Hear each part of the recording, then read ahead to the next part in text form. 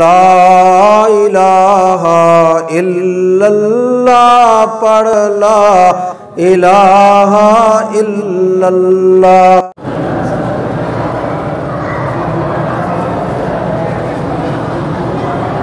کہتے ہیں جی کہ بھئی قیام اللیل اور تہجد آپ نے کہا ہے تو الگ الگ نمازیں، میرا بھائی گزارش ہے اگر الگ نمازیں نہیں ہیں تو پھر قیام اللیل جو ہے وہ سارا سال کیوں نہیں پڑھتے آپ؟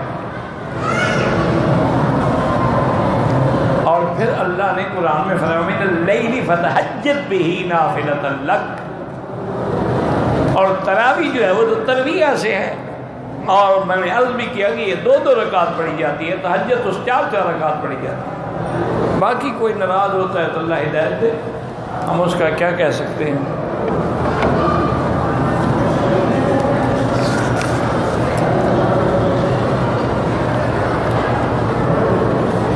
اب دیکھیں جی جاہلوں کا کیا علاج ہے کہ جب آدم علیہ السلام کے لیے اللہ نے بی بی زوجہ حوا پیدا کی تو انہیں حق مہر ادا کیا، حق مہر کی ضرورت تھی یا تم مانگتی ہو یا تمہاری بیٹی ہوتی تو تم مطالبہ کرتے ہو۔